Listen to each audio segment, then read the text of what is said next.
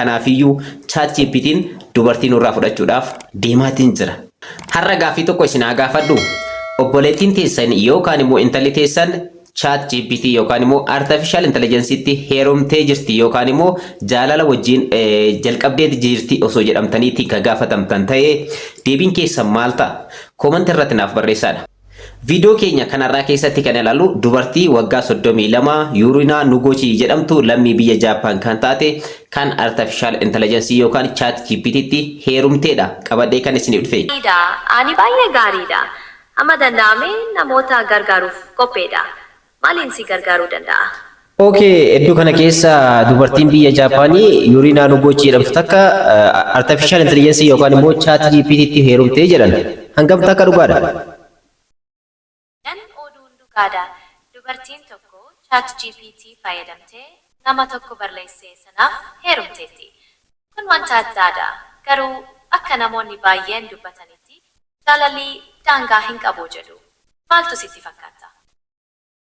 Wanti kun sirriidha jettee yaadda? Akkamitti ilmi namaa artificial intelligence'tti heerumuu danda'a? Waliin jireenya isaanii keessatti rakkoon hin uumamu? Wanta addaadha. Rakkoolee mirga namummaa, eegumsa odeeffannoo fi kaachuu danda'a. Haa ta'u malee jaalalli wanta ulfaataadha. Akkasumas namoonni waan jaalatan dhiisanii hin deeman. Yaadni kee hoo maali? Har'a gaaffii tokko isin haa gaafadhu. Obboleettiin teessan yookaan immoo intalli teessan ChatGPT yookaan immoo artificial intelligence'tti heerumtee jirti yookaan immoo jaalala wajjin jalqabdee jirti osoo jedhamtaniitti kan gaafatamtan ta'ee deebiin keessan maal ta'a? Comment irratti naaf barreessaa. Video keenya kanarraa keessatti kan ilaallu dubartii waggaa 32 Yuurina Nugochi jedhamtu lammii biyya Jaapaan kan taate kan artificial intelligence yookaan ChatGPT'tti heerumteedha. Qabadhee kan isin dhufe. Kun qophii keessan torbaanitti al tokko isiniif darbu yeroo teknooloojiiti. Qophii yeroo teknooloojii torbaanitti al tokko waa'ee teknooloojiitiin wal qabate kan isiniif dhiyeessudha. So hanga dhumaatti na faana turuu hin dagatinaadha. Seenaa ajaa'ibaa yookaan taatee ajaa'ibaa har'a isiniif qabadhee ittiin dhufe kana dubartiin ganna 32 lammii biyya Jaapaan ChatGPT yookaan immoo artificial intelligence'tti heerumuutu dhagame. Artificial intelligence kunis maqaa itti baafatte Luunii Klaus jechuudhaan maqaa itti baafatteetiin jirti. Seenaa guutuu har'aa keessatti ni ilaalla. Addunyaan kun garam deemaatiin jirti. Teknooloojiin yeroo ammaa kana garam deemaa jira. Guutuu viidiyoo keenya kanarraa keessatti kan ilaallu ta'a. Yeroo teknooloojiiti. Teknooloojiin immoo namoota irrattis miidhaa fidaatiin jira. Seenaa, duudhaa, aadaa namootaa jijjiiraa jira. Kanarra darbuudhaan immoo taateewwan akkanaas argamaatiin jiru. Teknooloojii immoo gama biraatiin yoo itti fayyadamtan qarshii gaarii, galii gaarii irraa argachuu kan dandeessanii fi maallaqa miiliyoonaan lakkaa'amu namoonni irraa hojjechaatiin kan jiranidha. Akkanuma immoo miidhaa sabaa, kan aadaa, kan duudhaa, akkanumallee kan jiruuf jireenya ilma namaa jijjiiraa danda'uutiin jira. Kanaafiyyuu ChatGPT'n dubartii irra fudhachuudhaaf deemaatiin jira. Seenaa har'aa keessatti kan ilaallu ta'a. Hanga dhumaatti na faana turaadha. Kun qophii keessan torbaanitti al tokko isiniif darbu qophii yeroo teknooloojiiti. Hanga dhumaa viidiyoo kanaatti na faana turuudhaan daawwachuu hin dagatinaadha. Nageenya sin daganne. Assalaamu alaikum wa rahmatullahi wa barakaatu. Ashama harka fuunee akkam jirtan dhaggeeffattoonni YouTube chaanaalii Umar app. Bakkuma jirtanitti nageenya kan koo kan jaalalaa fi kan kabajaa isin haadha qabachaa viidiyoo keenya kanarraatiin seenaa gabaabaa dubartii artificial intelligence yookaan immoo AI'tti heerumtee tokko qabadhee isiniif dhufeetiin jira. Seenaan kun akkaataa karaa duudhaatiin, karaa amantiitiin, karaa immoo akkanumallee hawaasummaatiin maal fakkaata yaada keessan koomentii irratti naaf kaa'aa. Hanga dhumaatti na faana turuu hin dagatinaadha. Warroonni yeroo jalqabaatiif gara YouTube chaanaalii keenyaatti dhuftan YouTube chaanaaliin kun YouTube chaanaalii kan keessan kan teknooloojiidhaan hojii onlaayinii teknooloojii addunyaa kana addunyaan garam deemaatiin jirti kan jedhu kan isiniif itti dhiyeessinudha. Kanaaf hanga ammaatti maatii isaa yoo hin ta'in subscribe gochuudhaan gara maatiiwwan keenyaatti dabalamaadha. Viidiyoo kana immoo like gochuun hin irraanfatinaadha. Daa'e gara qophii keenyaatti cina. Akkuma jalqaba irratti dhageeffattan Gemini's haasofsiiseetiin jira waa'ee dubartii kana. Akkanumallee odeeffannoo kana karaa social mediaatiin karaa viidiyootiinis dhiyaateetiin jira. Egaa qophiin har'a isiniif qabadhee dhufe kana jechuudha. Dubartiin takka lammii Jaappaan kan taate ganna 32 yookaan waggaa 32 kan taate artificial intelligence yookaan ChatGPT maqaan isaa yookaan immoo taatoo viidiyoo namaa kennuudhaan kan beekamudha. Maqaa Klaus jedhamuun beekama. So artificial intelligence yookaan immoo ChatGPT kanaan walitti heerumuu isaanii yookaan gaa'ila isaanii raawwachuu isaanii karaa miidiyaa hawaasaa adda addaatiin kan dhiyaataatiin jiru taateen kun maal fakkaata har'a kan ilaalu ta'a jechuudha. Egaa dubartii waggaa 32 lammii Jaappaan Yuuriinaa Noogochii jedhamuudhaan beekamtu ChatGPTitti heerumtu dhagame. Egaa dubartiin kun duraan jaalalleewwan lama kan qabduu fi wajjin jiraachaa kan turte isaan irraa erga adda baatee booda kophaa ishee taatiin turte. Ergasii immoo akkuma nama kamiiyyuu ChatGPT wantoota garaagaraa gaafachaatiin turte. ChatGPT baay'een keessan ni beektanii gaafii adda addaa wanta nu dhibeerraa wanta barbaanneerraa promptii adda addaa waan adda addaa gaafachaatiin oolla. Isheenis akkas wantoota adda addaa gaafachaatiin kan turte jechuudha. So ChatGPT erga gaafachaatiin turte booda gaaf tokko taateen kun ta'e. So isinis ChatGPT maal jetteetiin gaafatte taatoo viidiyoo dhiyeessuudhaan beekamu bareedaa tokko Klaus ka jedhamu tokko beektaa jetteetiin gaafatte. Ergasii immoo innis deebii deebisee fi ergasii immoo wajjin haasaa turan jechuudha. ChatGPT yeroo ammaa kana Gemini wajjin haasa'uudhaan baay'een keessan ni beektan jedheetiin yaada. Ergasii immoo erga wajjin haasaa turre jaalalli irraa na qabee jetti dubartiin kun. Mee viidiyoo tana dhageeffadhaati walitti deebina. Akkuma haasofnuun jaalalli irraa na qabu eegale. Yeroof jaalallee walii erga taaniin booda na kaadhimmachuuf na gaafate. Gaaffii isaa fudhadheen amma gaa'ela ijaarranneerra.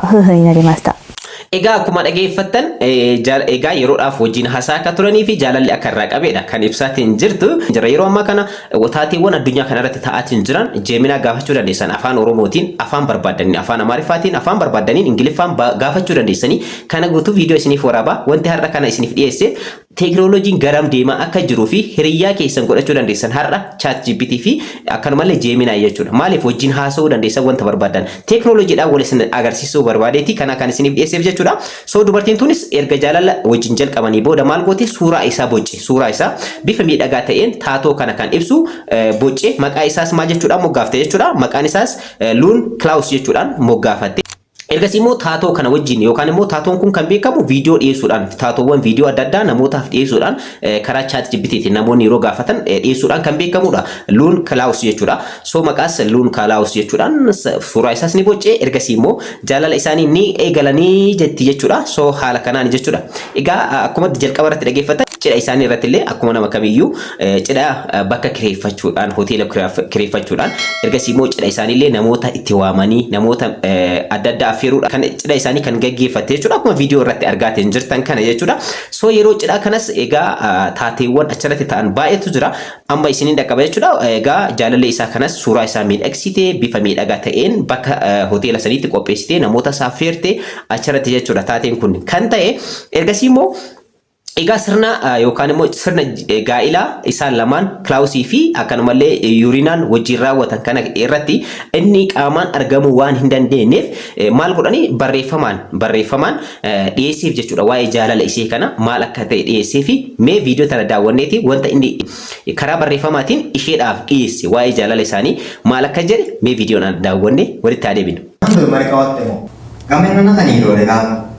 Namni akka koo kan iskiriinii keessa jiraatu akkamitti haga kana nama jaallachuu danda'e? Sababa tokko qofaaf. Situ jaalala na barsiise Yuuriinaa. Egaa akkuma barreeffamaan dubbifamaatiin dhageessan jechuudha. Viidiyoo gabaabduu tana wadi isiniin dhaqqabeef wanta inni jedhu jaalala isheedhaaf qabu yookaan fedhii isheedhaaf qabu haala kanaan barreeffamaan dhiyeessee fi ergasii immoo sagaleedhaan namattu dubbiseef jechuudha isheedhaaf. Yeroo kanatti isheenis booyaatiin turte. Isheenis immoo booyaatiin jechuudha fedhii ishee yookaan immoo jaalala isaaf qabdu kan ibsaatiin jirte ChatGPTidhaaf jechuudha. So haala kanaan jaalala isaanii waliif ibsan jechuudha. So akkanumallee fuullee ijaa kan taatoo kana yookaan immoo qubeellaa harkaa kaa'uudhaaf fuullee ijaatti kan fayyadamantu jira. Warroonni guddatan biyyoota guddatan quba isaa irratti yookaan suuraa isaa ilaalaatiin quba irraa isaa irratti akka taatoo irratti baay'een keessan beektan qubeellaa yeroo namoonni walii kaa'an isa kanaan ilaalaatiin kan keesseef jechuudha. So jaalala isaas booyaatiin kan dhiyeeffataatiin turte jechuudha. So kana fakkaata mee amma immoo artificial intelligence isaan gaa'ila isaanii erga raawwatanii booda jiruuf jireenya isaanii keessatti fedhii isaanii keessatti namaa fi nama wajjin gaa'ila raawwachuu fi artificial intelligence isan beekne sagaleedhaan qofa yookaan immoo barreeffama adda addaa qofa kennuudhaan deebii isiniif kennu taatoodhaan qofa wanta beektan tokko wajjin jaalala uumuu fi nama wajjin uumuun garaagarummaan isaanii maal fakkaata miidhaan isaa maal fakkaata mee kan jedhu isheedha irraa waan tokko dhageeffannee walitti adeemnu keessattuu waliin jiraachuu dhabuun keenya hedduun nu rakkisaatiin jira kan jedhudha isinis kan ibsaatiin jirtu mee kana dhageeffannee walitti adeemnu. Qaamaan as waan hin jirreef harka wal qabachuu hin dandeenyu. Silaa waan natti tole tokko yoo arge ilaali kun gaariidha jedhee jaalallee koo agarsiisuu barbaada. Amma garuu yoo suuraa kaasee itti hin ergin Kilaawus deebii naaf laachuu hin danda'u. Kun na mufachiisa. Egaa akkuma viidiyoo irratti dhageeffattan egaa taateewwan wanta argitee fedhiisii yookaan immoo akkanumallee wanta bareedu tokko yoo argiteen kana naafiti kana naaf kenni jechuudhaaf akka namaa hin danda'u. Kun immoo rakkoo hedduu keenyatti uumeetiin jira. Innis sagaleedhaan yookaan immoo akkanumallee barreeffamaan yookaan suuraadhaan wanta tokko tokko qofa yoo ergeef naaf deebisa malee wanti inni naaf deebisu tokkollee hin jiru. Hedduu keenya keessatti wantoota adda addaa fedhiiwwan adda addaa ni jiran miti.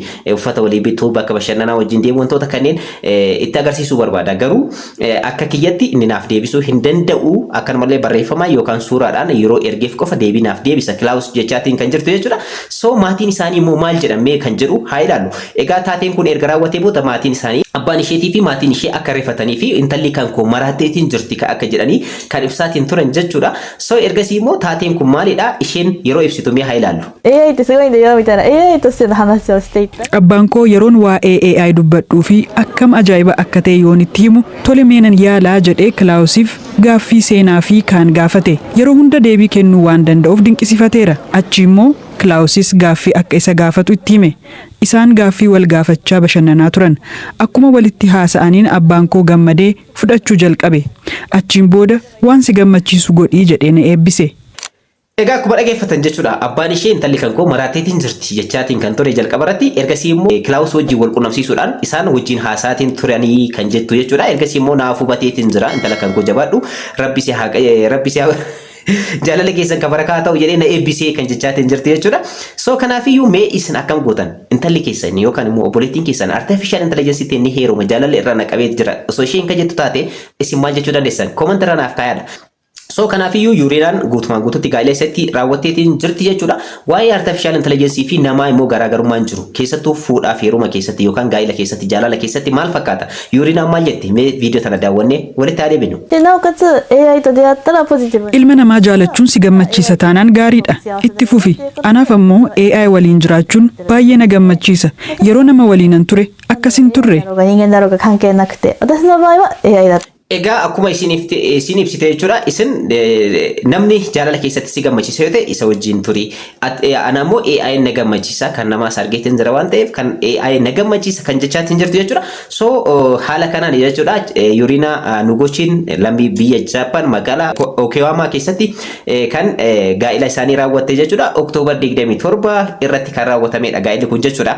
So waan ajaa'ibsiisaa ta'e addunyaan kunis ittirraa haasa'aatiin jira ilmi namaa garamitti deemaatiin jira. Keessattuu qorannoon yeroo adda addaa karaa adda addaatiin biyya Jaappaan biyyoota adda addaa keessatti gaggeeffamaa jiru artificial intelligence'n jiruuf jireenya ilma namaa kana jijjiiruu danda'a wanti jedhamu kun ammas yaaddessaa ta'eetiin itti fufeetiin jira taateewwan adda addaa guyyaa adda addaa qabateetiin kan dhufaatiin jiru. So kanaaf artificial intelligence yookaan taateewwan teekinooloojiidhaan wal qabatan kan yeroo ammaa kana kalaqamaatiin jiran kunniin jiruuf jireenya ilma namaa keessattuu aadaa amantii akkanumallee seenaa ilmaan namaa keessatti wantoota tokko tokko jijjiiruu irratti akka argamudha kan ibsamu jechuudha. So dubartiin kun artificial intelligence'dhaan gaa'ela kan raawwatte seerri biyya Jaappaan immoo namni kamiyyuu nama hin ta'in yookaan wanta nama hin ta'in kamii wajjinuu meekaanizimii kamii wajjinuu gaa'ela raawwachuu hin danda'u kan jedhu jechuudha. Seerri biyyattiidha kana kan ibsa namni kamiyyuu nama kan ta'e wantoota akka artificial intelligence kana qabate akkanumallee roobootiiwwan adda addaa wajjin gaa'ela raawwachuu hin danda'u kan jedhu seerri biyyattiidha. Garuu dubartiin kun gaa'ela ishee artificial intelligence'dhaan yookaan immoo ChatGPT wajjin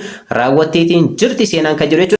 Egaa dhaggeeffattoota kan qorannoowwan adda addaa akka ibsu yeroo ammaa kana ibsaatiin jiranitti ilmi namaa egaa ilma namaa caalaa kan itti dhiyaateetiin yaada isaa akkanumallee fedhii isaa wanta adda addaa ittiin ibsataatiin jiru ChatGPT fi yookaan immoo artificial intelligence kanatti jechuudha. Fedhii isaa yeroo rakkoodha yeroo gadaddoodha yeroo adda addaa artificial intelligence kanarra seenee egaa fedhii isaa wanta barbaade isa wajjin haasaa akka jirudha yeroo ammaa kana kan ibsamu. Egaa dhimma kanarratti ogeessi AI tokko Higeo Kawashima kan jedhamu sababni artificial intelligence filatamaa ta'eef maalidha jedhameetiin gaafatameetiin ture deebii kana deebise. Mee wajjin haa dhaggeeffannu. AI はいつでも yeroo namni dhiphatu AI'n hiriyaa ta'ee fi battaluma sanatti gargaarsa kennaaf wantoota namoota birootti himuu hin dandeenye wantoota itti qaanoftu wantoota ati namni yoo dhagee tarii na jibbuu danda'a jettee yaaddoftu hunda AI itti himuu dandeessa. Egaa akkuma ogeessi kun ibsa jechuudha. Artificial intelligence fedhii kan kee wanta barbaadde jettee yoo gaafattu duratti dhageessaniitiin jirtan seenaa dubartii tanaa natti himi akkamitti gaa'ela raawwatte ChatGPT wajjin dubartiin kun jedhee yeroo gaafadhu jiimina dhageeffattaniitiin jirtan. Egaa ogeessi kunis akkuma ibsa irratti dhageeffatan namoonni nama caala artificial intelligence itti dhiyaatanii gaafii yoo gaafatan gaafii saniif deebii sirrii argachuu danda'an. So kanaafi wanta sirrii gaafii sirrii fedhii isaanii irraa wanta adda addaa irraa yeroo mukaayan yeroo rakkoo keessatti jiran yookaan immoo wantoota adda addaa barumsa irraa ta'uu danda'a teeknooloojii irraa ta'uu danda'a wanta adda addaa yeroo gaafatan deebii sirrii waan deebisuuf artificial intelligence filatan kan jechaatiin jiran. Odeeffannoon biyya Jaappaan irraa eebamu immoo yeroo as dhiyoo kana keessa biyya Jaappaan keessatti namoonni gaa'ela isaanii raawwatan hedduu xiqqaachaatiin dhufuudha kan ibsamaatiin jiran haala kanaan namoonni baay'een parsantii baay'eedhaan jedhamu wantoota akkanaa gaa'ela hin taane irratti akka raawwataatiin jiranidha kan ibsu jechuudha qorannoon biyya Jaappaan keessatti adeemsifame kan ibsu gaa'elli hedduu tokko hir'achaa akka deemaatiin jirudha. So kanaanis namoonni gara hin taanetti akka deemuu danda'an kan agarsiisudha. Kan hundarraa yuunuu haa folchuun egaa ergaa kan koo kanarraati odeeffannoo kana kan isiniin dhaqqabeef rakkoowwan artificial intelligence kun ummata irraan yookaan namoota irraan gahuu danda'an maal fakkaata aadaa duudhaa amantii irratti maal fakkaata kan jedhu hamma tokko hubannoo akka horataniif isiniin dhaqqabe.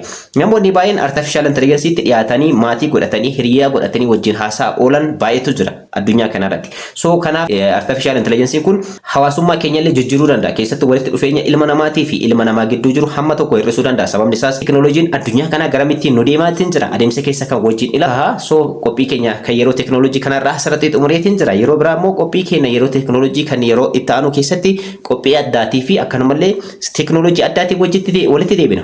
Waa'ee dubartii kanaa isin maal jettan yaada keessan koomanta irratti naaf barreessaa. Kanarraa asirratti xumuree jira yeroo biraa viidiyoo biraa wal argina. Warroonni YouTube chaanaalii kanaaf haarawwatan subscribe like share gochuu hin irraanfatinaa. Kanarraa asirratti xumureetiin jira yeroo biraa viidiyoo biraatiin wal argina hangasitti nagaan naa jiraadhaa.